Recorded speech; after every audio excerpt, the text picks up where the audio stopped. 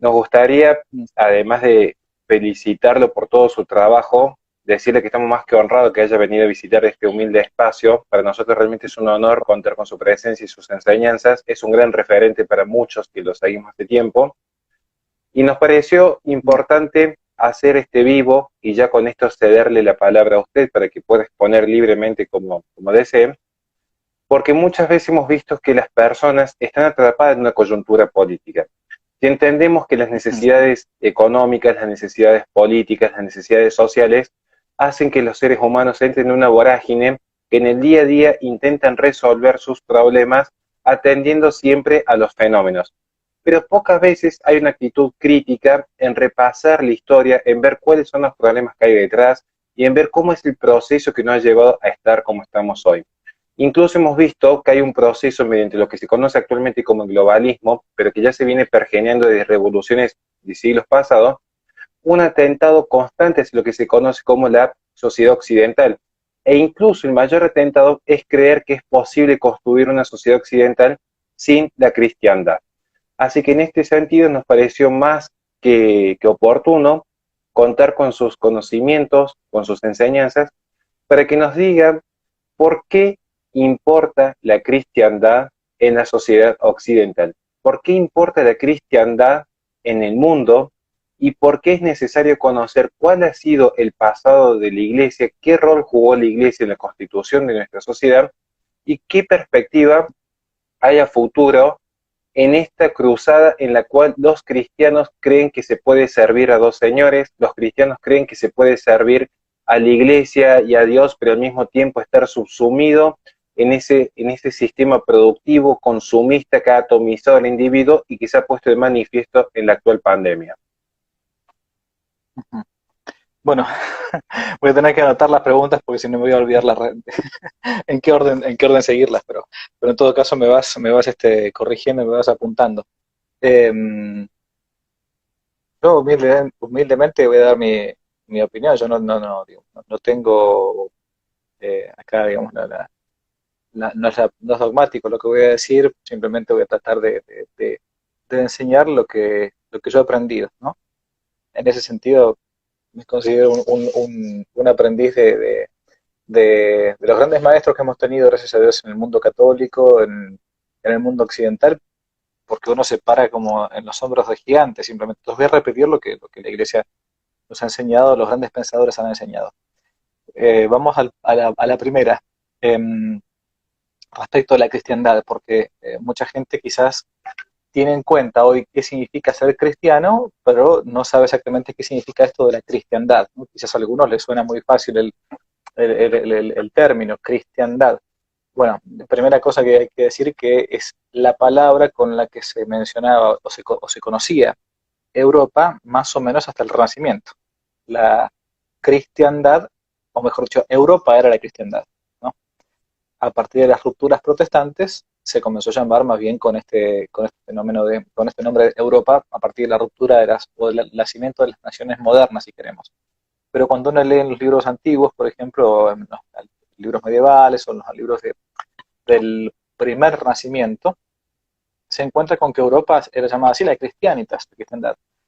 ¿Qué era la cristiandad? Era o qué es, mejor dicho, es el ideal que todo católico debe buscar, y es cuando, como dicen los papas, cuando la filosofía del Evangelio gobierna los estados. No significa que el Papa esté gobernando directamente, puede ser que un Estado haya gobernado el Papa en su momento, el Estado Vaticano, ahora esta rémora que quedó de lo que será el Estado Vaticano, que es una cosa minúscula, pequeñísima, pero es cuando el pensamiento católico domina el quehacer público, ¿no?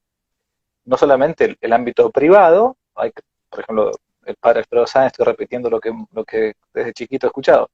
En China hay cristianos, pero no hay cristiandad.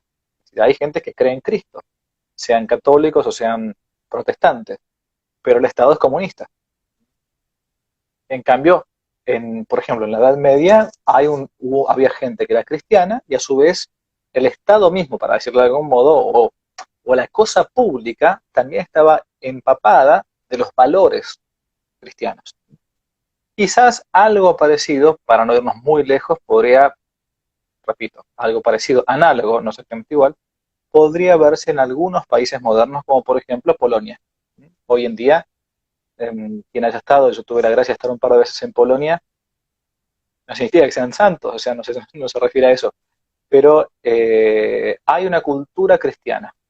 Y entonces uno puede ver al presidente de Polonia, por ejemplo, hace un par de años, cuando en una misa se cayó una hostia y él se agachó a buscar el Santísimo Sacramento, casi que le daba pudor tocarle el Santísimo con la mano, pero no solamente ese gesto de devoción particular, sino que hay una concepción cristiana en las leyes, hay una concepción cristiana en la educación, hay una concepción cristiana en las tradiciones.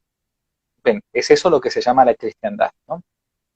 Que gran parte del mundo cristiano lo vivió, en parte hasta la ruptura, digamos, protestante, siglo XV, puntualmente siglo XVI.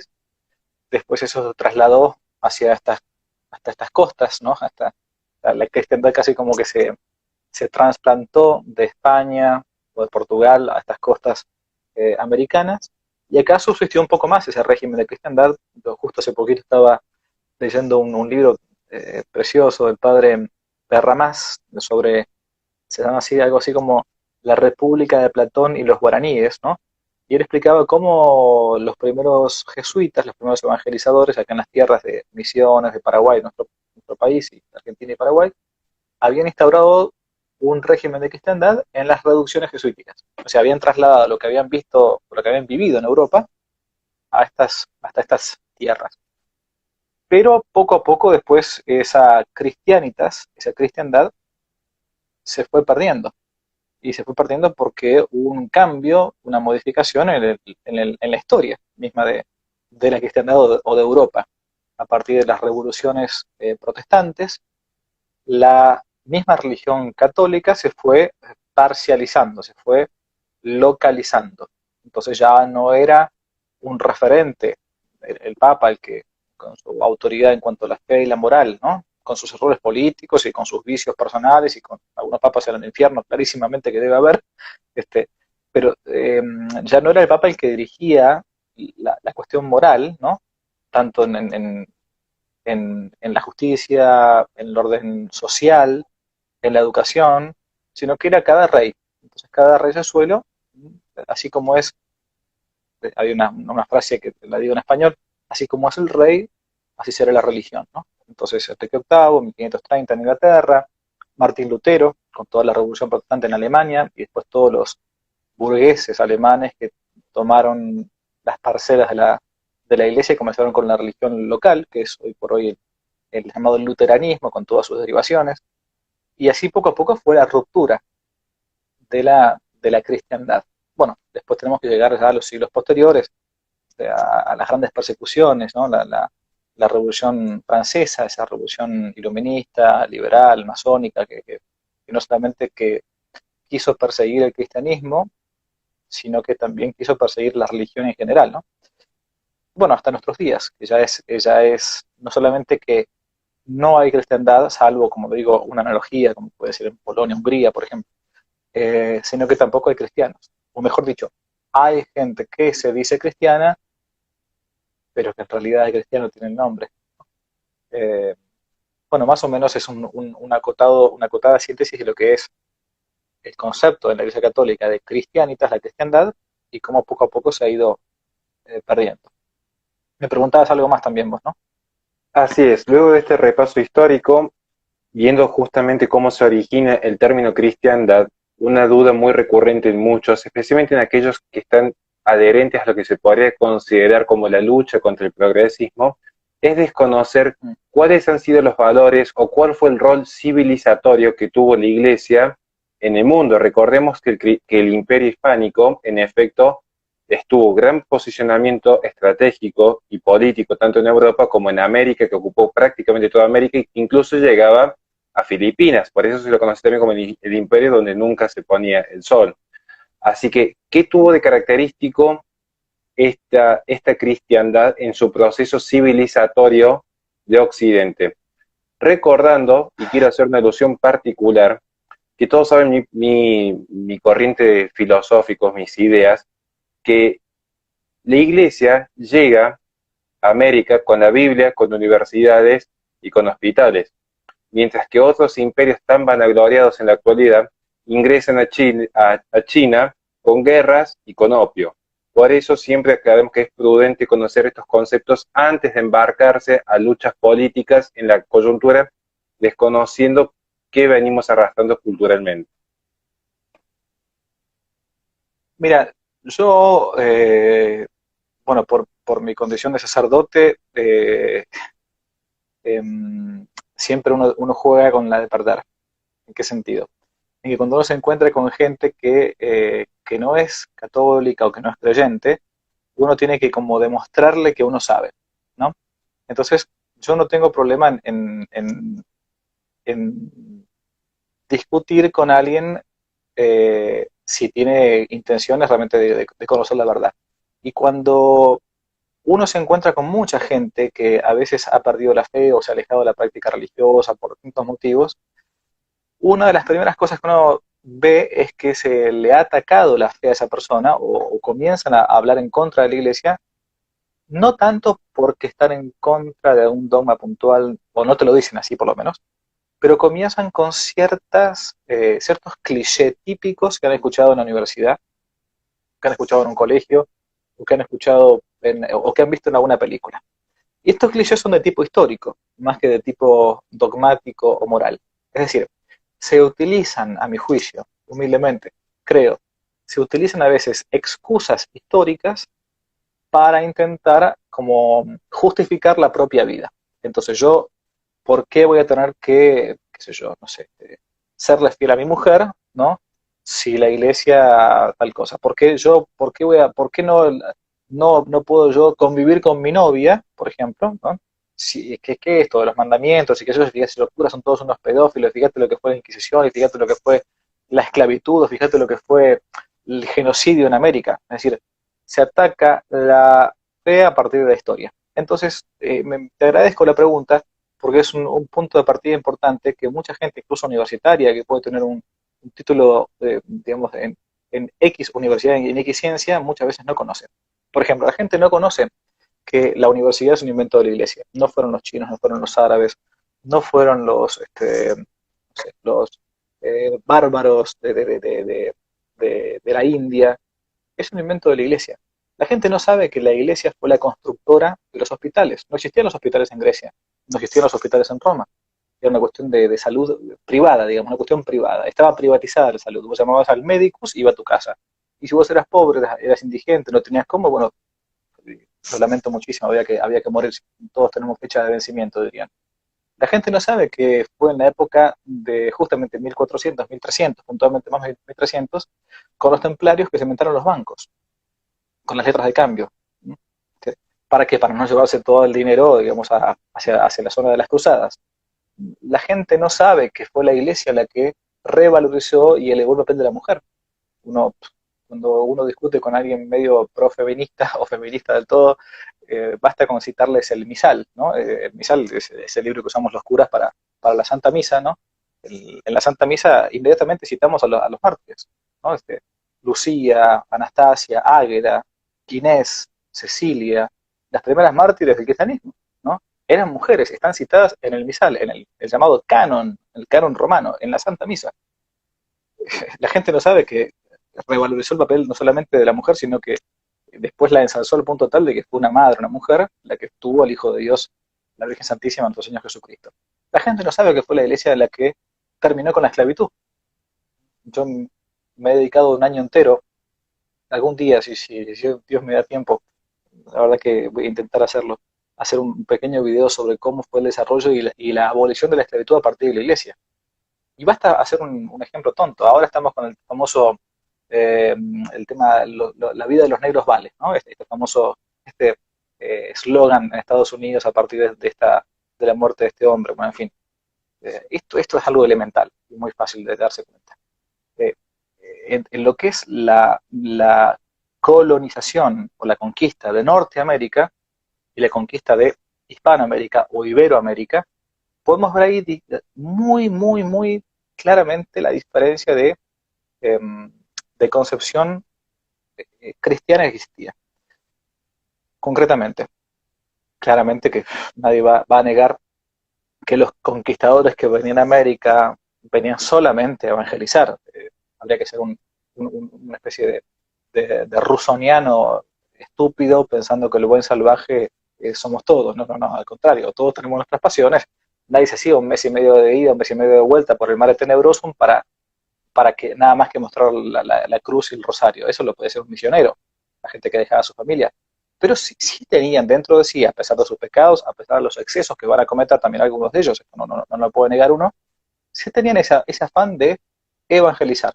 Y sabían que los indios, llamémoslo así de modo genérico, ¿no? Los sitios son la India, los aborígenes, digo esto porque no me gusta hablar de los pueblos originales porque nunca existieron, pero bueno, no importa. Los aborígenes, los que vivían en estas tierras americanas, eran seres humanos. ¿Cuántas veces hemos escuchado a nosotros hablar y decir que no, que se dudaba que si los indios tenían alma? Nadie que haya leído un poquito, no digo que sea doctor en historia americana, pero un poquito de historia, va a responder algo por el estilo. En el codicilo de Isabel la Católica se le plantea al rey Fernando, Isabel, a su esposo, el rey Fernando, que debía tratar a los indios bien. Si los habían hecho un desaguisado, los habían maltratado, debían reparar. Es decir, nadie va a reparar a una persona que no sea persona. Bueno, ¿y por qué digo la diferencia que hay de criterios de América del Norte con América del Sur? Porque el criterio de cosmovisión, no quiero decir ideológico, de cosmovisión de América del Norte es muy distinto del criterio de conquista y colonización de América del Sur. En América del Norte, quienes llegaron a América del Norte fueron los famosos padres fundadores, que no eran católicos, eran más bien puritanos, eran más bien una especie de cuáqueros expulsados de Holanda porque eran extremistas y eran protestantes. ¿Cuál era el planteo más bien calvinista? Calvino es uno de los doctrinarios del luteranismo, de Lutero, ¿no? Planteaban lo siguiente, quiero ser muy claro para que se entienda. A ver, voy a intentar ser esquemático. Dice así la doctrina de la predestinación de los protestantes, a menos de tinte calvinista. Esto lo trata muy bien Max Weber, ¿no? En la ética protestante y el espíritu del capitalismo. Si Dios es Dios, y Dios no cambia, Dios es acto puro, inmutable, no cambia. Y lo quiere para siempre, dicen ellos. Muy bien, muy bien.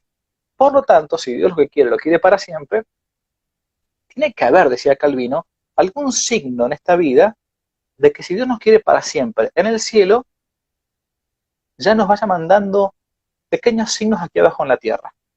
Para decir, bueno, sí, te quiero para siempre en el cielo. Y también, si algún día yo te quiero para siempre en el infierno, te voy mandando ya desde ahora, desde la tierra, signos de que te vas a ir al infierno. ¿Cuál es el signo para Calvino de que uno se va a ir al cielo o se va al infierno? La riqueza material. Por lo tanto, si Dios me quiere y me quiere en el cielo, me va a ir mandando aquí abajo riqueza material. Y si Dios me quiere para siempre en el infierno, me va a ir mandando aquí abajo pobreza. Por lo tanto, resumiendo, el pobre se condena y el rico se va al cielo. Cuando llegan los primeros protestantes a los primeros 150 años a los estados del este, digamos, ¿no? A lo que hoy conocemos como Estados Unidos, tardan 150 años en abrirse hacia el Far West, lo que se llamaba todavía el Far West, el lejano oeste. ¿Por qué? Porque los indios los veían en un estado de tan paupérrimo que no era necesario ni siquiera evangelizarlos porque estaban condenados a ir al infierno. ¿Cuál es la postura de la cosmovisión católica en Hispanoamérica? Puntualmente acá tenemos en Argentina Santiago del Estero, primera madre de ciudades, ¿no? El centro de nuestro país. Era el crisol de razas, era unirse, era juntarse, era mezclarse. Era rápidamente que el hombre se fusione con el aborigen. Se alentaba incluso el matrimonio rápidamente entre indias y españoles o indios y españolas, porque sabían que perfectamente eran no solamente que eran redimibles, sino que eran almas a las que había que salvar, y por eso se transformó la raza en pocos años. Bueno, por ahí un poco uno ve la diferencia de esa cosmovisión entre la cosmovisión protestante y la cosmovisión católica. Esto no lo digo yo, lo dicen los protestantes mismos, ¿no? Pero bueno, fue un poco desordenado, perdón, pero la idea era mostrar un poco la división y distinción entre una cosmovisión y la otra. Ha sido más que claro, incluso podríamos agregarlo como un ejemplo práctico y visible, constatable por cada uno. Quienes han visitado Estados Unidos o este tipo de naciones, podrán ver lo segregadas que están entre 20.000 comillas, entiendas esto, las razas o las etnias, si quieren ser más precisos, donde van a ver que tanto lo que son aborígenes o etnias, como puede ser en este momento que se cobra auge el Black Lives Matter, van a ver los segregados que están. Mientras que si uno viaja, y ahí tenía la suerte de conocer bastante América Latina, ¿por qué son casi el 90% mestizos? Porque siempre se promovió la fusión. Esto ya ni siquiera hace falta ser sociólogo para hacer una investigación de campo, simplemente es salir y ver, caminar un poco en Córdoba, caminar un poco en Buenos Aires, y va a notar en efecto de que siempre, al menos desde la iglesia, se promovió justamente la unión de lo que se puede denominar razas dentro de lo que es el género humano. Padre, ahora ya pasando un poco más a la actualidad, y es un tema que preocupa a muchos, y de paso quiero aprovechar e invitar a todos que sepan que estamos organizando un ciclo de conferencias sobre posmodernidad, así que estén atentos que vamos a hacer los anuncios en breve. Vemos que la posmodernidad viene a quebrar con todo un proceso del modernismo, es decir, la gente que antes había endiosado a la razón y que todo se reducía a esta idea del progreso indefinido y estas ideas de la libertad por sí misma como fin absoluto y último, tampoco dieran lugar y respuesta a las crisis de la humanidad. Muy por el contrario, en el siglo XX se ven los mayores actos de salvajismo donde, tal como lo plantea Roger A. Scruton, líderes mesiánicos que planteaban traer el paraíso celestial a la tierra, generaron conflictos y todo en nombre de la ciencia y la razón, sea ciencia económica, ciencia histórica. Recuerden lo que fue en efecto la revolución bolchevique, y sin considerar los controles demográficos que ya surgen en Nueva York desde 1916 en adelante y que luego fue promovido por la ONU. ¿Usted, padre, qué mensaje o cómo plantearía a los cristianos o a aquellos que han abrazado la fe para tener herramientas, argumentos o al menos un sentido crítico en la posmodernidad, donde la razón ya ha sido reemplazada incluso por el sentimiento, donde la gente dice, bueno, si yo siento que soy mujer u hombre, o yo siento que el niño por nacer no posee sensibilidad o sistema nervioso central, por lo tanto no es vida, si yo siento que un perro equivale a un hijo, por lo tanto ya formé familia, todo desde el sentir, incluso si yo me siento ofendido o si yo me siento agraviado. ¿Cómo respondería usted como católico, como hombre de fe, ante un mundo posmoderno que está en efecto poniendo el sentimiento como un nuevo Dios sobre el globo?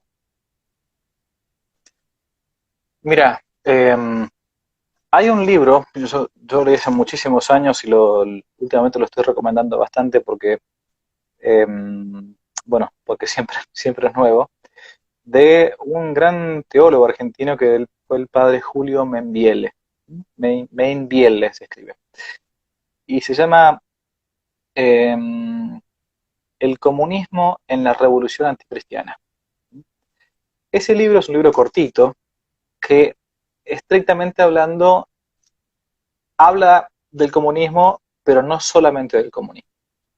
Ahí es un análisis filosófico, por eso acá en ese sentido no hace falta mucho la fe. Yo soy un convencido de que mucha gente que tiene buena voluntad, así como San Dionisio en el Areópago de Atenas, en los Hechos de los Apóstoles, cuando San Pablo va a predicar, lo escuchan y bueno, y están abiertos a la verdad, entonces lo entienden.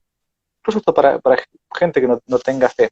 El padre Julio Membiel plantea que el hombre tiene una estructura, ¿no? Una estructura. La primero, para que el hombre que tiene fe, la estructura sobrenatural, después la estructura racional, ¿no? Que la fe no anula la razón, al contrario, la razón piensa la fe y la fe alimenta la razón. O sea, nosotros no decimos como Lutero que decía que la fe, la razón es una prostituta, ¿no? Que hay que sacarla, no para nada. La vida sobrenatural, la vida racional, la vida sentimental y finalmente la vida de cosas. Somos alguna cosa, somos. Esas cuatro llamaba el padre Membiel las cuatro formalidades del hombre. Y algunos filósofos antiguos también decían que esta misma jerarquía de valores, primero la cabeza, después los sentimientos, el corazón, y después las pasiones más abajo, ¿no? La parte de la genitalidad, digamos, implican un cierto, el orden que el hombre tiene que tener. Es la inteligencia la que guía a los sentimientos y sobre los sentimientos a las pasiones más bajas. Pero hoy por hoy parece que está dado vuelta, el hombre está puesto patas para arriba. Entonces, pensamos con los genitales para intentar satisfacer los sentimientos, para al final de todo intentar justificar con nuestra inteligencia lo que nuestros sentimientos y nuestros genitales terminan diciendo. Es decir, se ha vuelto para atrás. Y si uno se pone a pensar, aquellos que más critican los, entre comillas, dogmas del cristianismo o de la iglesia en general, son los grandes inquisidores del mundo moderno. Vaya uno a intentar hoy justificar por medio de la razón, y no hablamos para nada del tema de la fe, ciertos puntos que hoy se creen dogmas intocables del mundo moderno, del mundo, digamos, llamémoslo así, progresista. Hoy existen dogmas, existe la Inquisición, una Inquisición progre. Intente uno decir públicamente, por ejemplo, algo respecto de la homosexualidad. De modo público. A ver, desafío, ¿quién se anima? Te cae rápidamente el INADI, te cae una denuncia por violencia de género, violencia verbal, o por homofobia. Entonces, toda cultura o incultura engendra también un aparato represivo para poder justificar esa creencia. Y la que hoy tenemos, más que sentimientos, es una especie de imposición voluntarista, donde ya se ha dejado incluso el orden natural, y que es la imposición de como decía Goethe, ¿no? Que al principio era la voluntad, era la fuerza. Claro, porque cuando se acaba la razón, lo que llega es la fuerza, y cuando uno ya desoye la voz de la razón, ni siquiera la voz de la fe, la voz de Dios, la voz de la razón, no queda otra que un voluntarismo puro y ciego espantoso. Entonces, uno no puede disentir porque rápidamente es aniquilado. Yo siempre insisto en esta misma postura, que uno puede compartir o no, pero yo en gran parte llegué al catolicismo, más bien de una familia católica, pero me convertí más bien de grande, porque entendí claramente que era la religión que más concorde estaba con la razón. Entonces dije, a ver, ninguno de los 10 mandamientos es irracional, uno se los pone a pensar. Bueno, hoy se nos ha impuesto ya una especie de religión laicista, de religión progre, con sus mandamientos, con sus preceptos, con sus rituales y sus prácticas, que si uno no está de acuerdo, como decía Rousseau, en el contrato social, va a ser eliminado por impío. Eso se encuentra en el contrato social de Rousseau. Porque es una persona que es insociable, no puede vivir en sociedad, en la sociedad que decía Rousseau, en la sociedad más bien moderna, ¿no? Así que yo, más que los sentimientos, diría que hoy es el mundo de una voluntad y una voluntad ciega, no una voluntad racional como apetito. Un apetito racional es lo que tiene un ser humano. Uno ya abdica de la inteligencia y entonces, bueno, es el deseo de que tiene más fuerza. Y bueno, y si no te gusta, me impongo, yo tengo el poder. Comprendo totalmente al respecto y como siempre aclaramos en estos vivos y en todos los programas que hemos realizado y que realizamos incluso desde la radio, que aquellos que nos estén escuchando siempre tengan cerca una hoja de papel y una lapicera porque por ahí pasamos información, datos y es bueno que puedan ir tomando nota porque todo lo que se dice o tratamos de decir siempre tiene un sustento y tiene un fundamento. Si no es en estadísticas, se ven autores y si no se ven argumentos o en la propia evolución histórica del hombre. Por eso recomiendo también que lean a Rousseau. Van a ver que el 99% de los libros que yo tengo en mi biblioteca son libros que podríamos decir de izquierda, aunque yo tengo algún escepticismo con los términos de izquierda o derecha y todos saben el por qué. Porque Rousseau, uno no lo sabe configurar si es más una suerte de socialismo primigenio o incluso es como el padre del liberalismo político para otros, lo real es que su pensamiento abastece la Revolución Francesa, y lo real que Marx, cuando plantea la desaparición del Estado y de toda jerarquía política a la postre, toma esta idea de comunas primitivas o comunas primarias justamente de la Revolución Francesa, abastecida por Rousseau, en este mito del buen salvaje, que son las instituciones las que lo han ido corrompiendo. Particularmente la sociedad occidental vista en ese contexto, donde la Iglesia parecía ser el gran enemigo de la civilización. El tiempo demostró en efecto cómo terminó cada proceso. Yo aquí, padre, quería justamente, para no quitarle tampoco tanto tiempo, dejarles dos preguntas, pero particularmente muy enorme con la primera que nos queda, que es, todos sabemos que hay un fenómeno cultural y que muchas veces la política lo que hace es recolectar lo que previamente se ha cultivado en el plano cultural. Hemos visto que últimamente hay un auge de lo que se puede considerar una nueva derecha, y a veces hay quizás, yo no puedo entrar en el corazón de cada expositor, así que yo tengo como ciertos niveles de prudencia, pero algunos quizás por oportunismo político, otros quizás porque están plenamente convencidos, pero intenta haber una revalidación dentro de lo que es la lógica de la posmodernidad en estas lógicas identitarias, así como el feminismo es identitario, así como las etnias son identitarias, el indigenismo es identitario. Esta nueva derecha intenta tomar ciertos conceptos del nacionalismo, de la cristiandad o del cristianismo como fenómeno identitario, y aparecen fenómenos como Orbán, Lula, Abascal, Trump, Bolsonaro. Y acá quería preguntarle a usted respecto a eso, con total libertad y en lo que usted considere, ¿qué rol juega para usted dentro de lo que es tanto la cultura actual como la política actual en este fenómeno de la nueva derecha, el cristianismo como fenómeno, digamos, o si es real o no es real que va a haber una revalidación de estos valores, o será que se siguen rigiendo bajo una lógica de la posmodernidad? Bueno, yo creo que todo lo que sea verdadero le pertenece al cristianismo. Como decía Santo Tomás, siguiendo San Alberto, ¿no? Veritas aquacunque dicatur ad Spiritu Santo venit. La verdad, diga quien la diga, viene del Espíritu Santo. Así la diga Confucio, Buda, Mahoma o Aristóteles. Entonces, los movimientos modernos de esto que se puede llamar la nueva derecha, digamos, ¿no? Es tan equívoco los términos de hoy por hoy, derecha, izquierda y todo, que la verdad que yo no soy muy proclive a utilizarlos, más que a veces para catalogar cada tanto, más o menos, este es más o menos de derecha, este es más o menos de izquierda, pero la verdad que hoy por hoy es muy difícil, ¿no? Eh, Creo que estos movimientos, como mencionaste, vamos a poner el caso de Trump, ¿no? En Estados Unidos, eh, lo que tienen de bueno es parte de esa rémora, de eso que ha quedado de un mundo occidental y cristiano. Entonces, eh, por eso también gente bien pensante dice, no, es verdad, no, yo no puedo estar matando a un niño en el seno materno o esperando hasta al noveno mes sacarlo y mientras tenga un piecito adentro puedo cortarlo, porque bueno, entonces todavía es aborto, afuera sería infanticidio si lo das fuera del vientre, 100% afuera del vientre. Entonces, lo que pasa es que estos personajes, hoy por hoy, eh, están diciendo cosas, y esto lo tengo que decir con dolor, ojo, que a veces gente de la iglesia no la dice. O sea, se están ocupando de ciertos temas que cuando a veces ciertos personajes de la jerarquía eclesiástica, o los curas, yo también me incluyo, no decimos. Entonces, claro, termina siendo Trump una especie de padre de la iglesia, ¿no?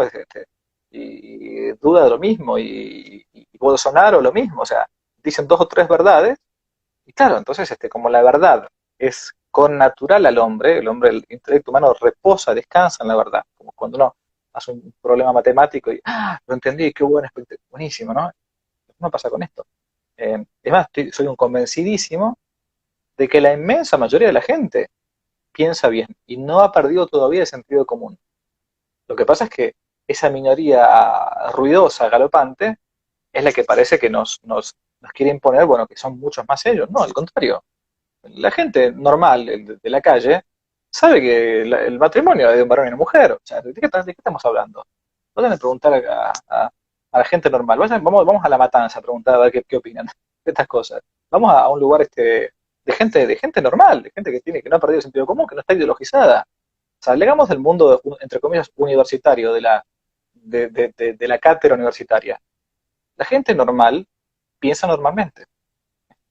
Entonces, bueno, eso cuando se refleja en algunos dirigentes, pues nos parece que están diciendo verdades como puños. Bueno, esas verdades como puños son las verdades de siempre, son las verdades que podremos llamar en filosofía las verdades perennes, ¿no? Que no pasan. Y por eso que atrae al hombre, porque el hombre está hecho para esa verdad. Increíble exposición. Y le quiero dejar la última pregunta, padre, y posteriormente una reflexión final para a los que nos están escuchando, especialmente los más jóvenes que por ahí tienen miedo. Pero una última pregunta que es muy recurrente y aprovechando tu sapiencia y el honor que usted esté acá. Es muy común que en el mundo de la posmodernidad la gente intente construirse sus propias religiones. Es muy común que el hombre intente crear un Dios a su gusto y medida y justificarlo.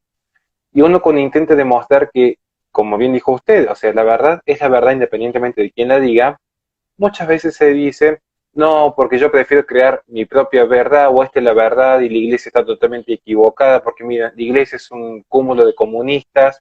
Y uno cuando le intenta explicar lo que ha sido el proceso de Gramsci, cuando escribe Las cárceles, con una particular preocupación por la iglesia de Roma, porque no, si bien le preocupaba los fenómenos del cristianismo, la iglesia de Roma tenía una preocupación especial en Gramsci, uno cuando intenta explicarle esta visión del mundo y de que no todo se puede subsumir a decir es comunista o es liberal, que hay fenómenos teológicos que trascienden, hay verdades que trascienden la coyuntura política, pocas veces uno es escuchado.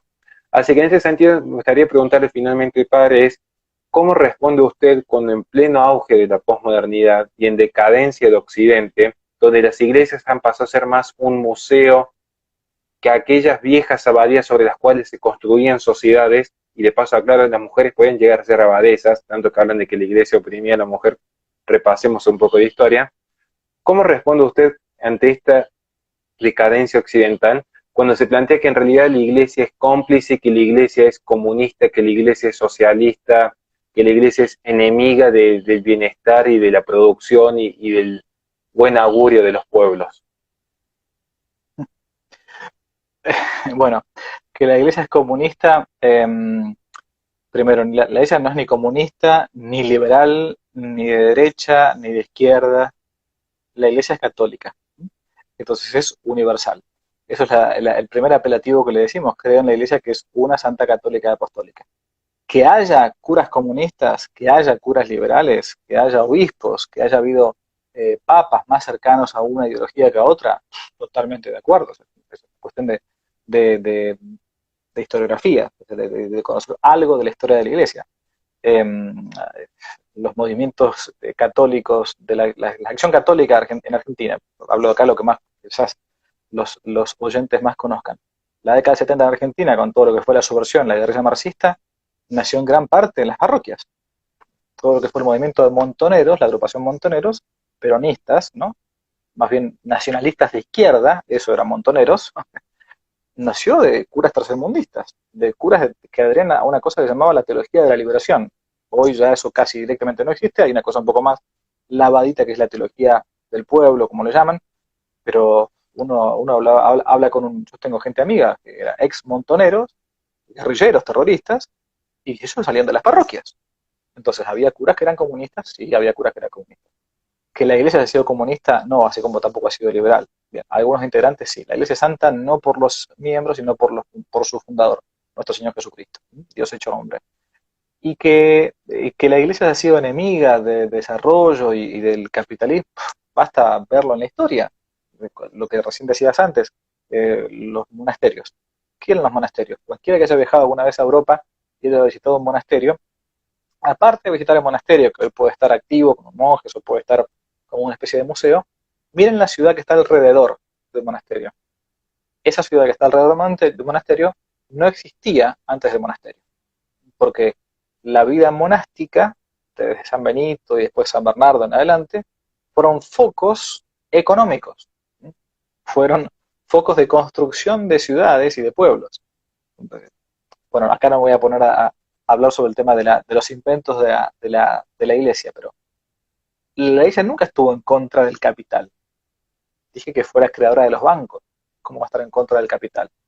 La iglesia estuvo siempre en contra de lo que hoy llamamos el liberalismo salvaje, o el capitalismo salvaje, o el neoliberalismo, donde uno, para ganar un poco más, pisotea al otro. Por eso se habla de una, es muy genérico el término, de una especie de cuestión social, es decir, que los principios del Evangelio no pueden también estar exentos de la vida política, de la vida pública. Si yo soy empresario y tengo una empresa y tengo 50 obreros, yo no puedo al obrero tratarlo como un perro, como un animal, y no darle vacaciones, no intentar darle una obra social, no darle un buen sueldo.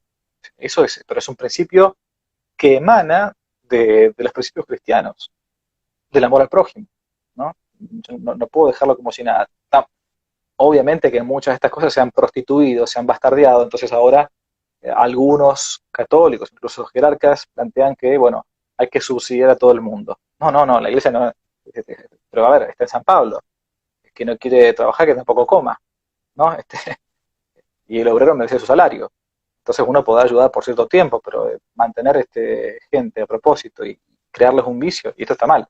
Pero bueno, para que uno más o menos entienda, una cosa es lo que la iglesia siempre ha enseñado y otra cosa es lo que algunos personajes de la iglesia han después tergiversado en la vida práctica, ¿no? Wow, la verdad que ha sido excelentísima su explicación. No le quiero robar más tiempo. Muchas veces a nuestros invitados les decimos que dejen todas sus redes, pero yo creo que usted es una persona demasiado conocida, pero igualmente le invitamos a que deje todas sus redes y yo invito a que la gente lo apoye, lo siga. Y quería simplemente para ya finalizar que nos deje el último mensaje que usted desee. Puede ser cualquier tipo de mensaje en libertad de expresión que usted tenga. Lo que desee decirnos será muy bien recibido con total libertad. No hace falta ni siquiera que siga el hilo conductor del tema. Es como unos 5 minutos que siempre le dejamos para conocer también a la persona que está detrás del otro lado y que nos ha honrado con su visita. Bueno, gracias en primer lugar. Es de buen cristiano ser agradecido, así que te agradezco, Horacio, por la invitación. Eh, Como mensaje, miren, a mí hay pasajes del Evangelio, como todo, como es palabra de vida eterna, que siempre te interpela más, te toca más, te golpea más, digamos, ¿no? Y a mí hay un pasaje del Evangelio que siempre me ha golpeado desde hace muchísimos años y que uno intenta también predicar y vivir, sobre todo vivir más que predicar. Y es cuando nuestro Señor Jesucristo dice que solamente la verdad nos hace libres, solamente la verdad libera. El error, la mentira, la falsedad, no solamente que no libera, sino que te esclaviza, ¿no? Por eso es cuando uno es buscador de la verdad, incluso aquellos que se puedan encontrar alejados de la práctica religiosa, es imposible que poco a poco la verdad no te vaya alcanzando. Hace algunos días me contacté con esta muchacha, Lupe Batallán, ¿no? Que ha hecho un trabajo muy bueno respecto del aborto y una gran polemista, chica jovencita, que planteó bueno, con alegría que quería bautizarse, ¿no? Eh, y, y es que cuando uno está buscando la verdad, finalmente no solamente que la alcanza, sino que la misma verdad te termina alcanzando a vos. Entonces, bueno, ese mensaje puede ser que la verdad nos hace libre y finalmente, como sabemos que alguien dijo hace ya 2000 años, yo soy el camino, la verdad y la vida. No dijo, soy una verdad más, ¿no? Soy la verdad. Así que ese es justamente Jesucristo. Muchísimas gracias, padre. Lo libero. Le quiero agradecer de corazón realmente porque nos ha brindado tiempo en su ocupadísima agenda. Y a todos los que nos están escuchando, recuerden suscribirse a su canal, recuerden estar suscritos también a su web que está subiendo material que no se va a ver en ningún otro tipo de lugar. Yo particularmente tuve el agrado de introducirme en este mundo a partir de justamente la web de él, donde pude leer un libro muy particular de Yenta, y ahí fue cuando yo dije, leyendo Yenta me fui acercando como muestra la política a lo que era realmente una posición alternativa a lo que muestra el progresismo, y a partir de ahí me di cuenta que estaba bastante equivocado en bastantes cosas que he hecho en mi vida y dije, tengo que tratar de alguna forma reparar una serie de errores y llevar esta verdad adelante, porque no basta simplemente con decir, bueno, me arrepiento de lo que hice. Uno se arrepiente, uno se ha equivocado mucho en el pasado, pero trata de decir, bueno, si yo me equivoqué en el pasado, lo hecho está. ¿Qué hago a futuro? No me quedo de brazos cruzados, sino que intento llevar las voces más sanas a toda la sociedad. Así que, padre, muchísimas gracias de corazón por todo su trabajo.